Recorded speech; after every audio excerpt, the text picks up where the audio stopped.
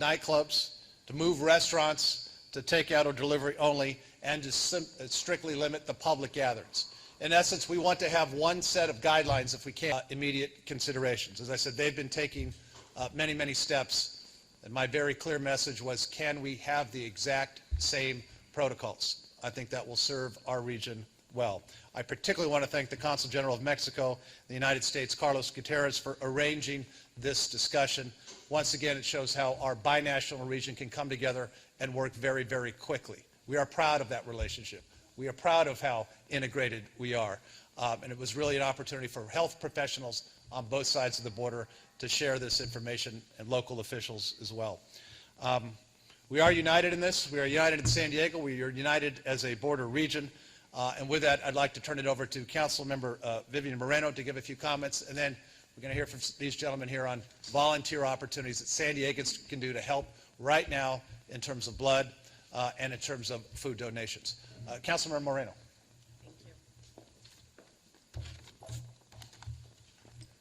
Thank you, Mayor. And I too encourage all San Diegans to be safe and practicing social distance. Obviously, this means avoiding groups and staying 6 feet away from other people, as we are here today. I encourage everybody to keep on washing their hands regularly.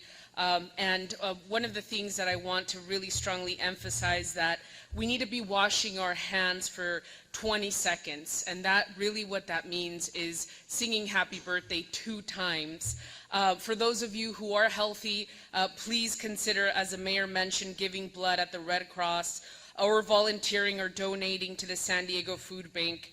And we're all in this together, so we all need to be doing our part. Le pido a la comunidad de San Diego que para permanecer saludable se debe practicar el aislamiento social. Esto significa evitar de participar en grupos y tratar de permanecer 6 pies de distancia de todas las personas. Por favor, lávense las manos regularmente, eviten tocarse la cara sin antes de lavarse las manos. Una cosa que quiero enfocarme es que cuando se laven las manos, que se laven las manos por 20 segundos con agua y con jabón. Una forma de asegurar que se estaban lavando las manos por 20 segundos es cantar la canción Happy Birthday, el Happy Birthday, para que todos tomen esa precaución. También para la gente que se siente saludable, por favor consideren donar sangre a la Cruz Roja o trabajar como voluntario en el programa asistente alimentario de emergencia. Juntos podemos superar esta amenaza. Y lo tenemos que hacer juntos. Así que aquí estamos como sus líderes de la ciudad de San Diego. Muchas gracias. Thank you, Councilmember. Thank you, Councilmember. And again, thank you for joining us earlier today at the Red Cross. And speaking of the Red Cross, I'd like to invite up Sean Mahoney. Sean? Thank you, Mayor, and thank you, Councilmember Moreno, for being there this morning to support the Red Cross and to donate. The American Red Cross is experiencing a severe blood shortage as a result of the pandemic. To date, more than 4,500 of our blood drives have been canceled across the country, resulting in 150,000 fewer blood donations. That's 150,000 fewer. Here in Southern California, we've had more than 285 drives canceled due to COVID-19 concerns, resulting in nearly 10,000 uncollected blood donations. We expect the number of cancellations to continue to increase, and this situation is unprecedented, and patients need the community's help, as the mayor said. Rest assured, we're keeping it safe for the staff and the donors at blood drives and donation centers. Donating is a safe process. The Red Cross has implemented new measures to ensure blood drives and donation centers are even safer for our donors and staff. Like a hospital, a grocery store, or pharmacy, a blood drive is essential to ensuring the health of the community. The Red Cross will continue to collect blood products during this challenging time to meet patient needs, including those in the many San Diego hospitals that we serve. Accident, trauma victims, and cancer patients rely on the generosity of blood donors in our community. If you're healthy and feeling well, please make an appointment to donate as soon as possible. Having an appointment helps the process, and they can be made at redcrossblood.org or by calling 1-800-RED Cross. Thank you. Thank you, Sean. Thank you, Sean. And last up, I'd like to welcome CEO of the San Diego Food Bank, Jim Floros, to talk about their operations right now and how San Diegans can help the food bank. Jim, thank you. Good afternoon, Mayor Faulkner and Councilmember Moreno.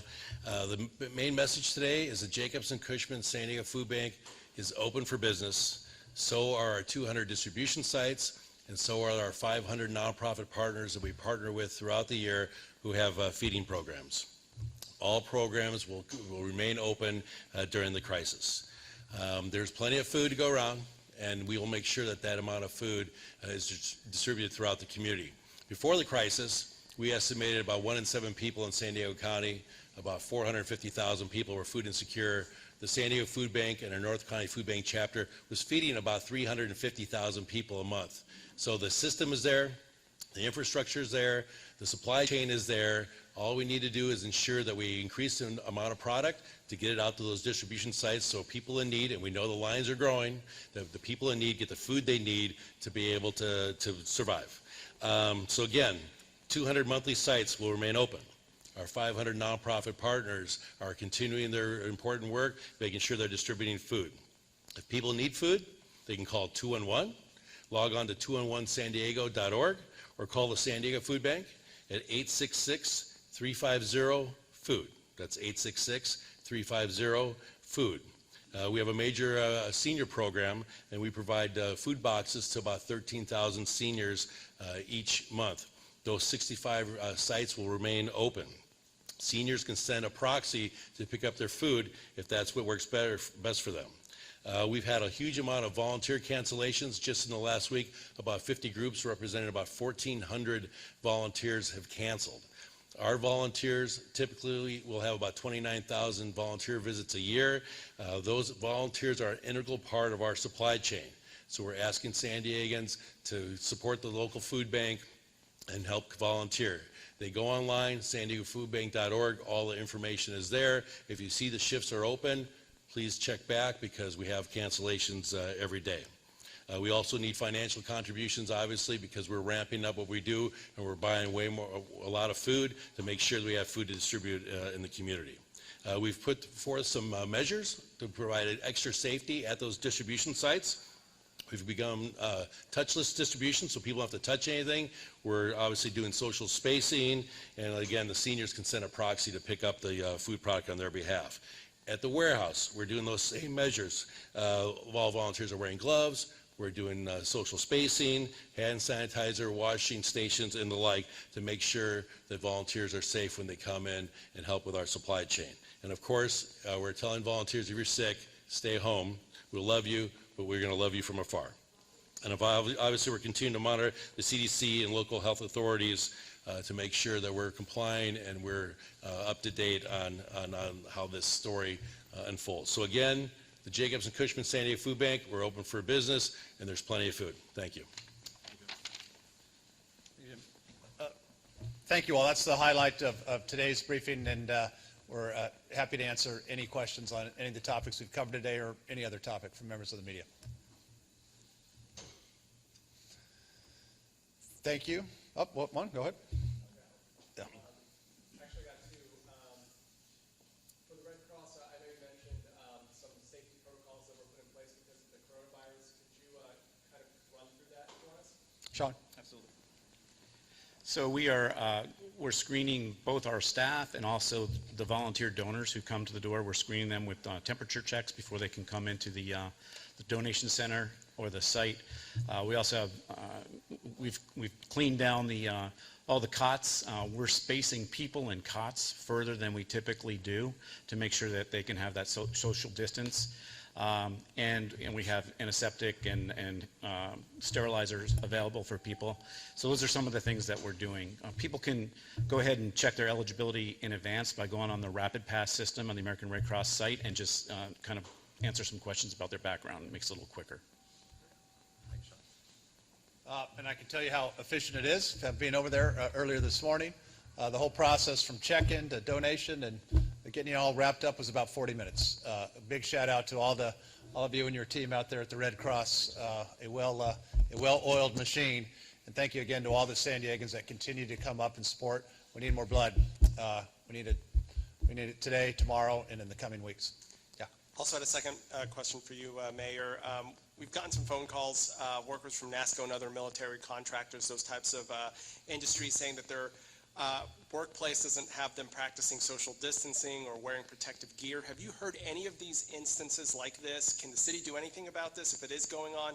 And what can the employees do if they had any complaints? We'll be working with all businesses, large and small, to continue to reinforce all of the recommendations and all the mandates, particularly when it comes to groups now, in terms of 10 or more. Those continuing evolves that have come from the county, to make sure you're practicing all of the things that you need to do, particularly when it comes to protective gear and equipment for those in those specialized industries. So I'll answer the question that says very directly, we're going to be working with everyone to ensure that these recommendations are followed. I can't iterate enough, and a lot of businesses have heeded this. You can have your employees work from home, have them work from home. If you can stay at home, you need to stay at home. You need to practice the social distancing. We will not have the groups gather more than 10. That is ended for all public, obviously, groups. The compliance, we talked about it yesterday, from our restaurants and bars has been phenomenal. To see them really springing into action now in terms of food and takeout for those that can, and that San Diegans have responded to that. I'm going to go out and do my part later tonight.